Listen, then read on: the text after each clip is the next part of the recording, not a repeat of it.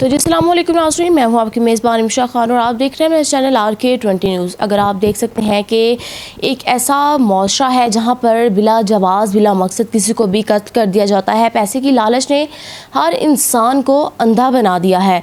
ये आज हम उन लवाकिन के घर में मौजूद हैं जहाँ पर हफ्ता पहले एक वाक़या पेश आता है जहाँ पर रमज़ान और उसके बच्चे दो जो उसके बेटे हैं वो अपने दफ्तर में मौजूद होते हैं। दफ्तर में मौजूद होने के बाद जो है वहाँ पर दो जो है कस नामालूम अफराद जो है वहाँ पर दाखिल होते हैं। एक जो है वो अपने बाइक पे ही सवार रहता है और एक जो है वहाँ से उतर कर पिस्टल जो है लहराता हुआ उतर कर पहले दुकान के अंदर घुसकर फायरिंग करता है। फायरिंग करके जब फायरिंग लग जाती है, गोलियां जब उसको लग जाती हैं और उसके बाद जो है वो पूरे गली में जो है टांगे वाले अड्डे की जो गली है पूरी गली में जो है जो अपना असला है वो लहराता हुआ वापस को चला जाता है। लेकिन वो ऐसा इंसान है जो कुछ हफ्ते जो है उसको पकड़ा नहीं गया। आज जो है वो जो है पुलिस के कब्ज़े में है क्योंकि पुलिस ने इसको गिरफ्तार कर लिया है। मैं समझती हूँ कि जो पड़ा कि ये बहुत बड़ी कार्रवाई है कि इन्वेस्टिगेशन इंचार्ज उल्फत ने इसको बर वक्त कार्रवाई करके इस मुलजिम को गिरफ्तार कर लिया है। सीसीटीवी फुटेज भी जो है मैं आपसे शेयर करना चाहूँगी,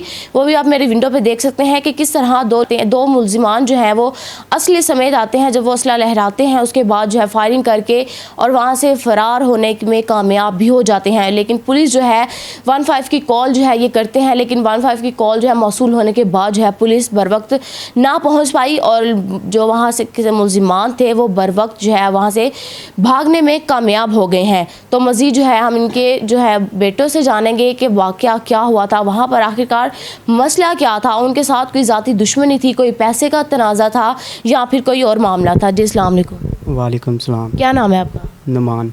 पूरा नाम क्या है? मोहम्मद नुमान। नुमान, ये बताएं कि आप जो है आपके वालिद साहब कब वहाँ पर पहुँचे, क्या टाइम था, वहाँ पर क्या वाक़या हुआ था, वो दो लोग कौन थे, क्या चाहते थे, क्या कोई पैसे का तनाज़ा था आपका उसके साथ या फिर कोई और ज़ाती कोई उनके साथ रंजिश थी आपकी? नहीं, कोई दुश्मनदारी नहीं थी, कोई पैसे का तनाज़ा नहीं था। आए हैं तकरीबन 3:45 बजे, पापा अंदर गए हैं, साथ ही वो अंदर आ गए हैं। कोई 9-10 फैर लगा के तो बाहर चले गए हैं। फिर उसने दूसरा पिस्तौल भी निकाला है, वो फैर निकालते ही टांगे वाले अड्डे की साइड पर गए हैं। 2 पिस्तौल थे उसके पास, 2 उसके भाई के पास और उसके वाला साहब के पास भी थे 2-3, वो जो उनसे अड्डे में खड़ा था। 3 जने आए हैं मारने। प्रॉपर्टी डीलर, ठीक है। आप वहाँ पर आप और आपके वालिद साहब तीनों मौजूद थे? तीनों भाई, 2 भाई थे और वाला साहब थे। वालिद साहब से कुछ पूछा भी नहीं, आके अचानक ही अंदर आए हैं। अभी पापा आके बैठे ही हैं, अचानक ही वो भी अंदर आ गया। आपके वालिद ने या आपने उन्हें कभी पहले देखा था? नहीं, देखा तो नहीं, लेकिन अब पहचान लिया हमने, सिटी फोटी कटवा लिया, सब पता भी चल गया कौन है तीनों का ही। कोई इसके साथ ज़ाती रंजिश तो नहीं थी? कोई बात नहीं, कोई मसला ही नहीं। वाले साहब से की थी, मैं अंदर गया हूँ, फिर मेरे पापा भी अंदर आए हैं, फिर वो भी अंदर आ गया है। आते ही उसने इधर देखा है कि वो कहाँ बैठा जाके, पापा को देखा है उसने, फैर ऐसे ही पूरा सारे फैर ऐसे मार के दूसरा पिस्तौल निकाल के बाहर फिर फैर निकाले हैं उसने, फिर निकालता ही बाहर गया चौक की तरफ। तो आपने मौके पर 15 पे कॉल की थी? जी, मौके पर की थी 15 से कॉल। वो 20 से 25 मिनट लगे थे पहुंचने में उनको। 20 से 25 मिनट में आप अपने वालिद साहब को लेकर जा चुके थे? लेकिन नवाज वो हॉस्पिटल गए, उन्होंने जवाब दे दिया। फिर वो हॉस्पिटल गए थे, क्या नाम है, मियो हॉस्पिटल ले गए उधर। तो ये जो कह रहे हैं कि ज़ाती कोई रंजिश नहीं थी, कोई ज़ाती मामला नहीं था, कोई पैसे का तनाज़ा नहीं था इस तरह की, क्योंकि ये बेटे हैं, इन्होंने कभी पहले उसे नहीं था देखा, लेकिन उसी टाइम जो है उसको देखने के बाद जो है अभी उसको देख के पहचान सकते हैं, उसकी शिनाख्त कर सकते हैं कि वो दो मुलजिमान कौन थे और किस तरह वो असला जो है लहराते हुए आए थे। मज़ीद जो है हम दूसरे उनके बेटे से बात करेंगे और उनसे जानने की कोशिश करेंगे कि शायद उनको कुछ मालूम हो कि वो कौन थे, उनकी कोई ज़ाती रंजिश थी या फिर कोई और ज़ाती मामला था, उनका कोई पैसे का तनाज़ा था या फिर कुछ और मामला था। जी अस्सलाम वालेकुम। वालेकुम सलाम। क्या नाम है? मोहम्मद उस्मान।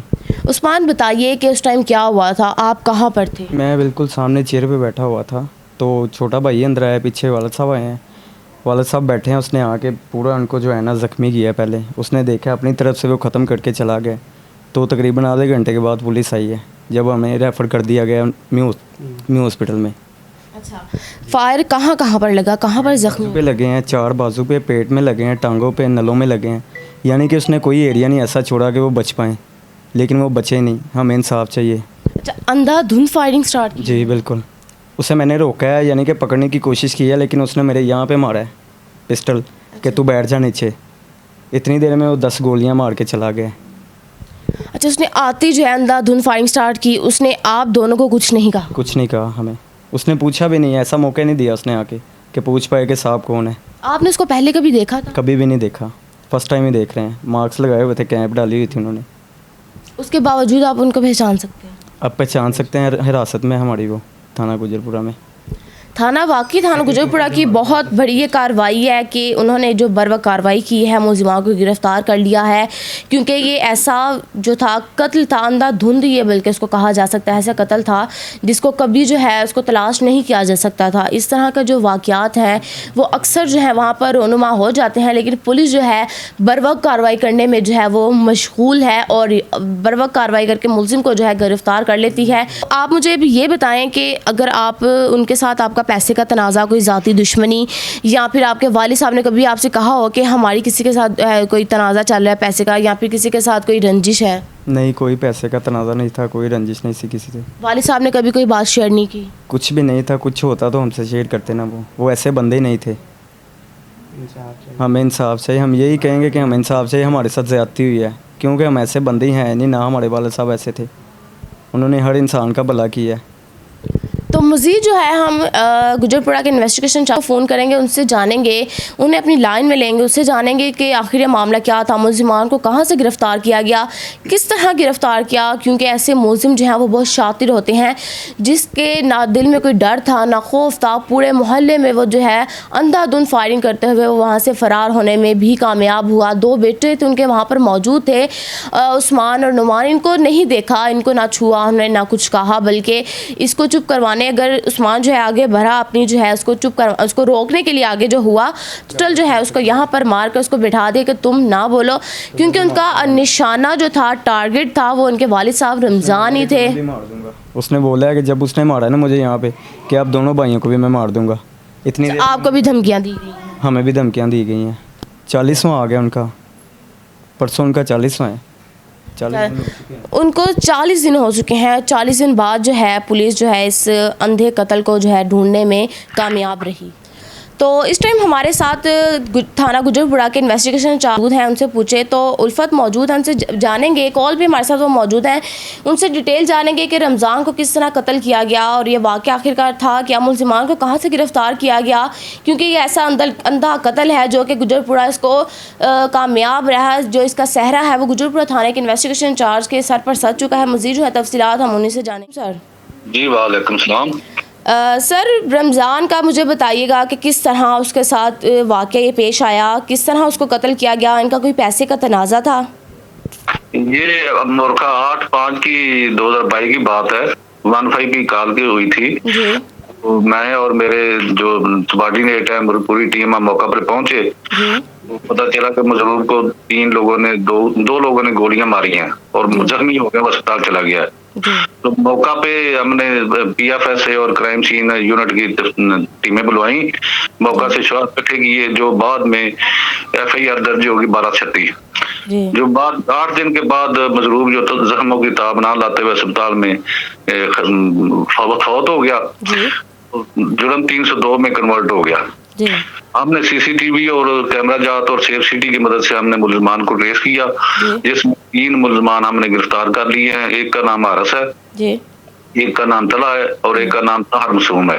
ये ताहर मासूम इनका बाप है और दूसरे दोनों बेटे हैं। इनको हम गिरफ्तार करके हवाला जुडिशल भिजवा दिया शनाख्त पेड के लिए।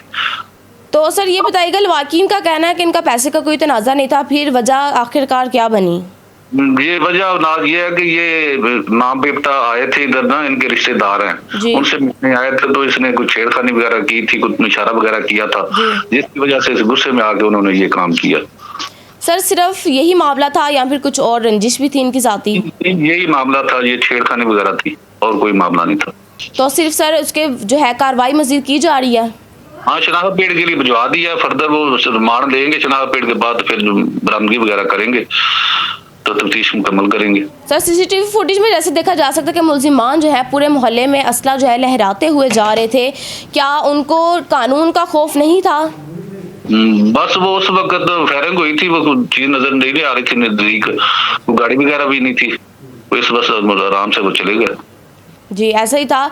तो सर इस तरह के जो है वहाँ पर अगर देखा जाए तो पुलिस जो है बर वक्त अपनी कार्रवाई करने में जो है वो मुलविस थी। इसमें पुलिस को जो है 15 की कॉल मौसूल होने के फौरी बाद जो है पुलिस अपनी बर वक्त कार्रवाई करती है और मुलजिमान को जो है 40 दिन बाद जो है उसको गिरफ्तार कर लेती है। क्योंकि ऐसा अंधा सर ये एक ऐसा अंधा कत्ल है जो कि जिसको कहा जाता है कि दरिया में एक सुई को तलाश करना।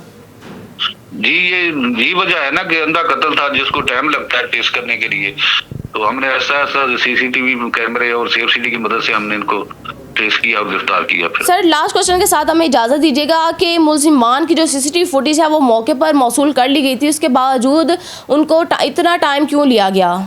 वो सही क्लियर नजर नहीं आ रहे थे, उनके फोटो सही क्लियर नजर नहीं आ रही थी, इसलिए टाइम ज्यादा लगा। चले सर, थैंक यू।